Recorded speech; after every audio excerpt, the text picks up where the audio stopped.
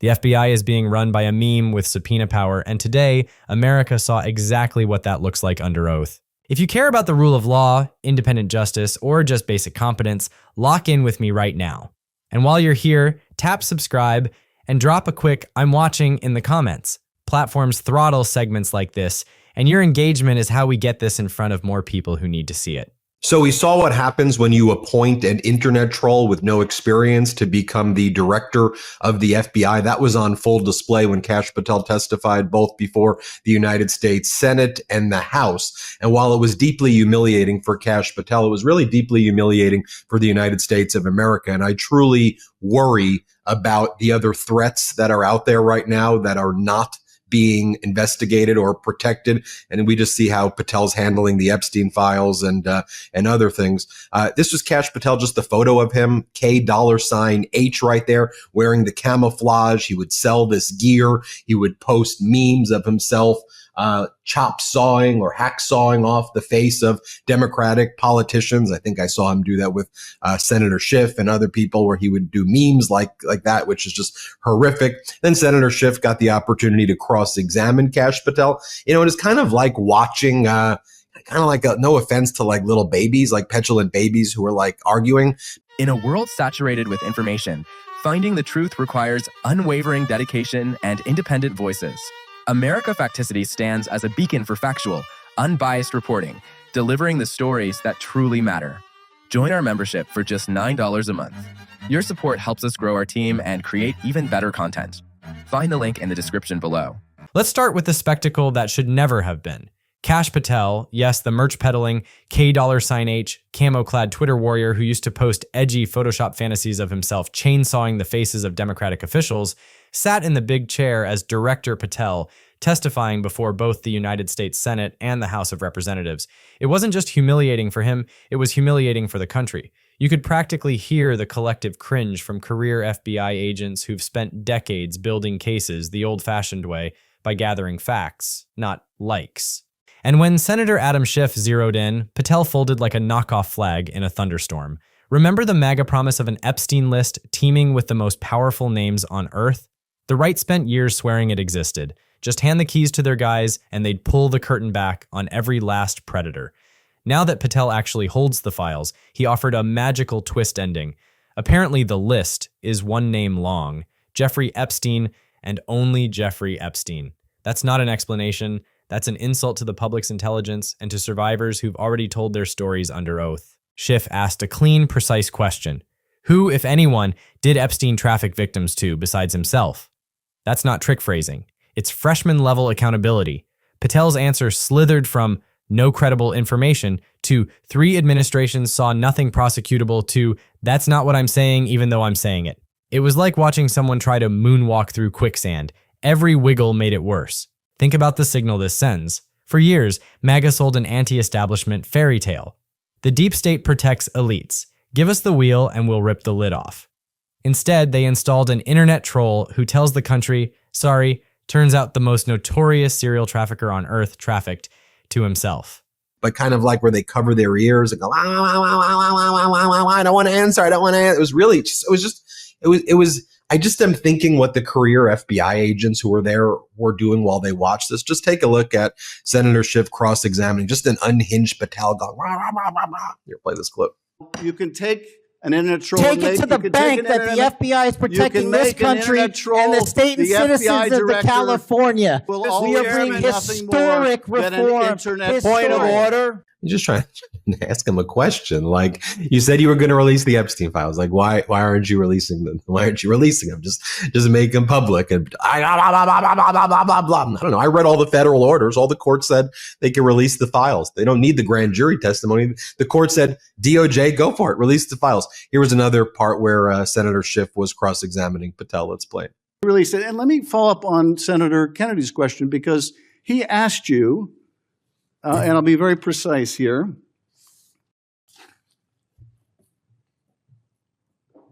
You've seen most of the files. Who, if anyone, did Epstein traffic these young women to besides himself? And you said, himself. There's no credible information, none. If there were, I would bring the case yesterday that he trafficked to other individuals. And Kennedy, the information we have, again, is limited. And Senator Kennedy said, the answer is no one. And you said, for the information we have. So is it your testimony today that in all of the Epstein files, that Jeffrey Epstein trafficked no one to anyone but himself? Is that your testimony, Mr. I never Patel? said Jeffrey Epstein didn't traffic anyone else.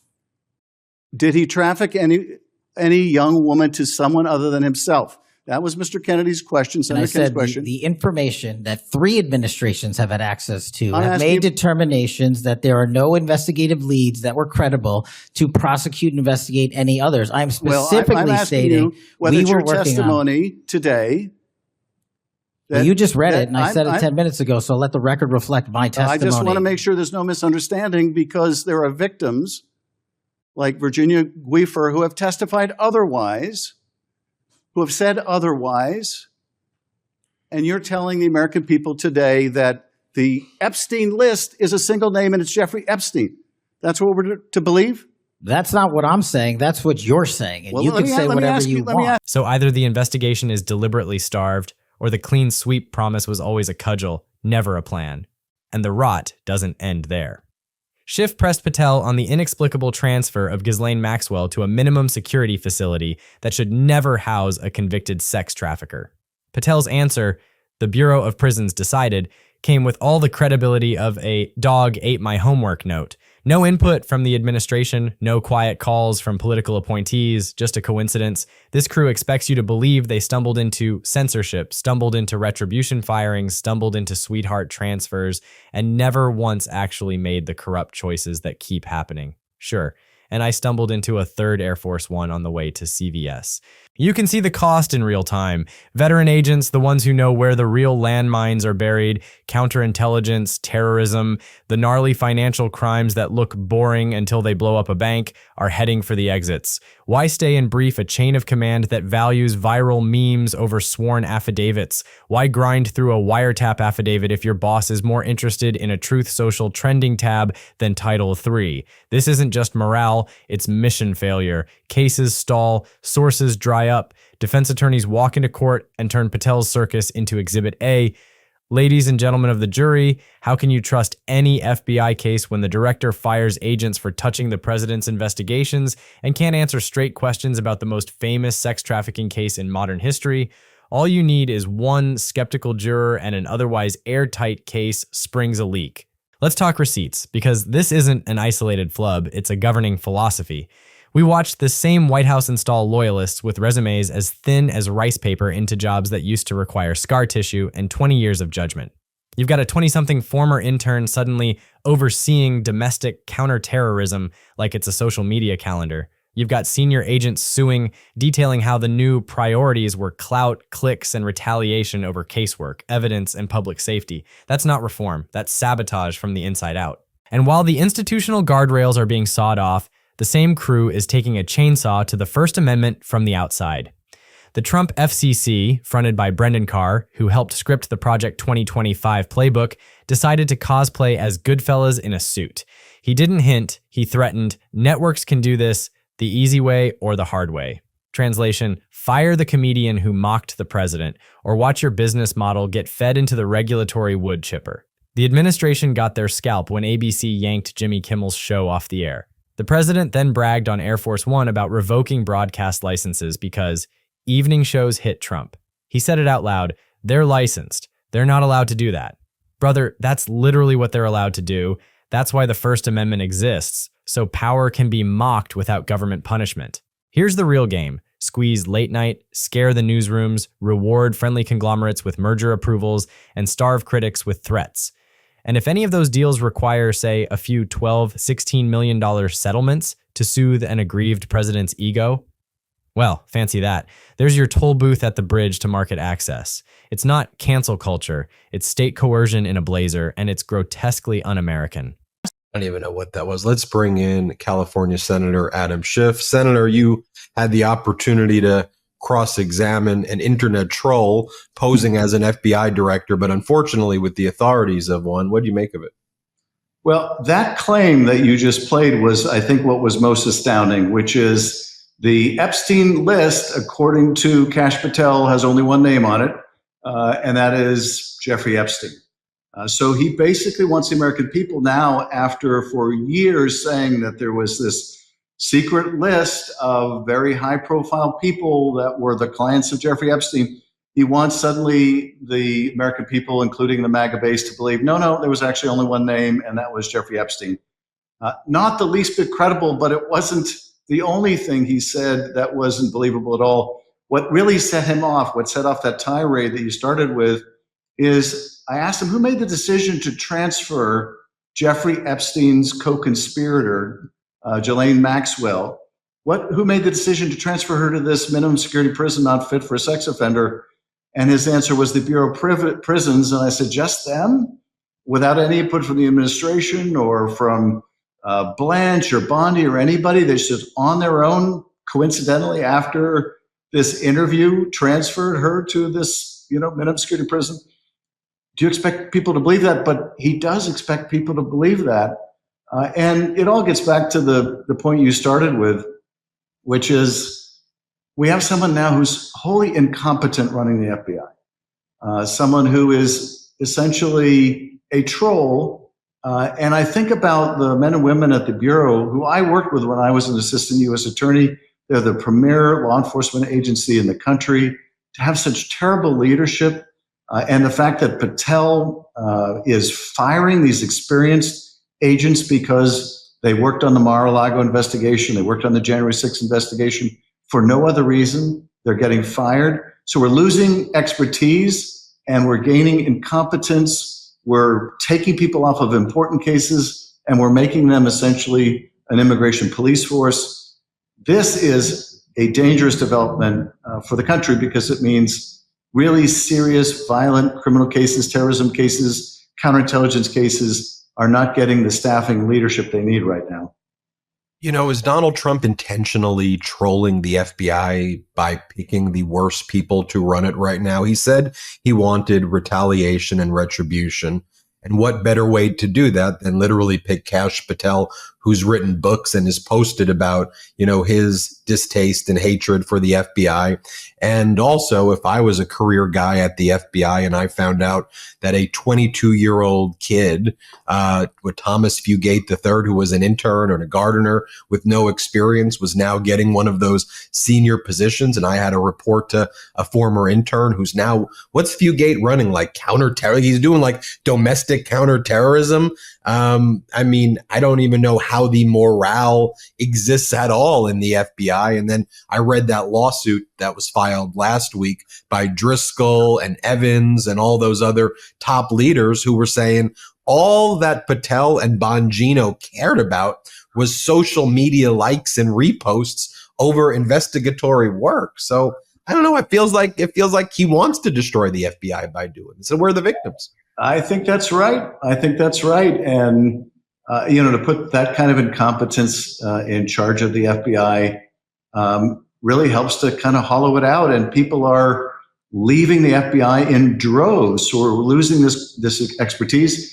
And what's more, around the country, as FBI agents show up as witnesses in important cases, juries are not believing them because they think the FBI now is just essentially a political tool of the president. And that's terrible.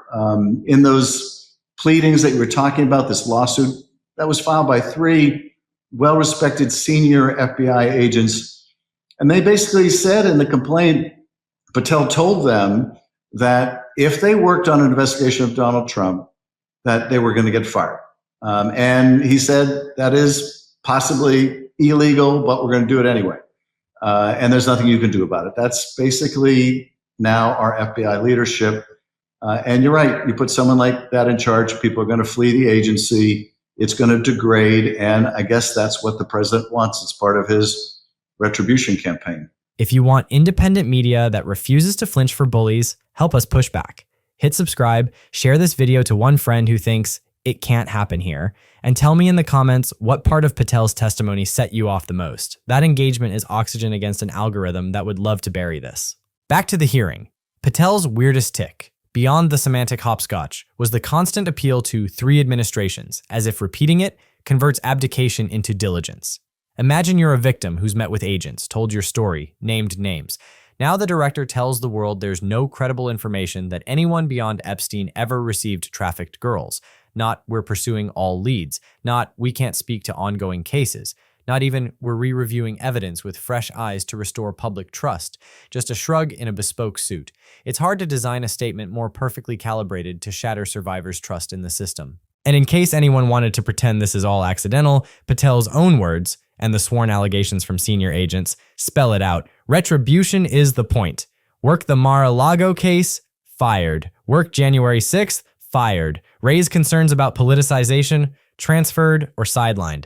That's how you convert a law enforcement agency into an enforcement arm. You don't need a speech where you say, I'm building an authoritarian state. You just need 1,000 personnel decisions that say it for you. Meanwhile, the president's broader project rolls on. The optics are the message.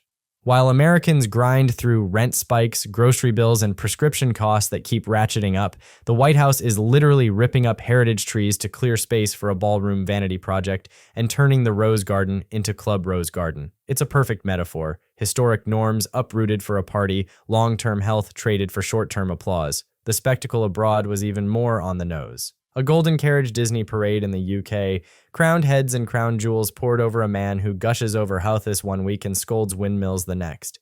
He managed to praise militant groups' bravery, tell reporters he only cares about their safety because he's on the plane, and pitch revoking network licenses for mean jokes, all while hinting the US might crawl back to Bagram Air Base, begging the Taliban for a foothold we tossed. Only this administration could set the bar so low and still find a way to trip on it. If you feel whiplash, good, you're supposed to.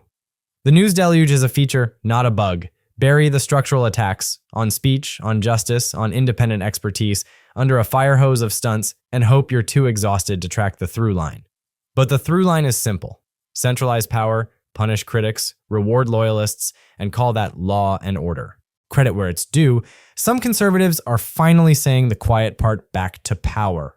Ted Cruz, no one's idea of a liberal folk hero, called out the FCC threat as dangerous as hell, likening it to a mobster protection shakedown. Ben Shapiro, Mr. Free Speech Absolutist, flagged the obvious. Once you normalize state coercion against speech, it will be there when the other party holds power. That's how principles work. If you only defend them for your side, they're not principles, they're weapons. And that's why Schiff's line of questioning mattered. It wasn't just about catching Patel in contradictions, it was about putting the entire strategy on the record. Denials married to retaliation, opacity dressed up as process, and the weaponization of public cynicism, everybody's corrupt so nothing matters, to cover their tracks. When the director of the FBI cannot answer cleanly and confidently whether the most infamous trafficker in America trafficked to anyone, that's not a communications failure. That's an institutional warning siren. Zoom out. We've got threats, foreign and domestic, that don't pause just because the president wants revenge. We've got hostile intelligence services probing our energy grid, militias fetishizing civil conflict online, and violent crime that does not care about your hashtag. That's when you want lifers at the wheel. Sober, boring, relentless subject matter nerds who know the docket, not performers who measure their day in retweets. When those nerds head for the doors, we all get softer targets. And then there's the economy, the place demagoguery goes to die. MAGA swore they'd make everything cheaper. Instead, tariffs that function as taxes on you are driving prices up, not down. The Fox News poll, yes, Fox, found a majority saying the economy is worse under Trump than under Biden. That's a stunning data point given the media megaphone they enjoy. It turns out you can only shout "best economy ever" so many times before the rent notice on the fridge breaks the spell. Meanwhile, Trump's personal balance sheet is the only one booming, billions added, settlements shook down, perks piled high, and foreign sovereigns eager to lease influence by the pallet. Your grocery bill is not an abstraction. It's a ledger, and the credit column next to Trump is bursting. So what do we do besides yell at our screens? We build friction. Courts are starting to swat propaganda lawsuits like flies. Whistleblowers are surfacing. Hill Democrats return from the recess with a spine, forcing votes, dragging sunlight into dark rooms, and putting hard deadlines on document dumps that the DOJ would prefer to slow walk to oblivion. Outside, people keep showing up. No King's Day rallies that span continents. Community networks driving kids to school so ICE can't use a crosswalk as a trap. Local reporters connecting the merger threats to the programming changes in their own towns.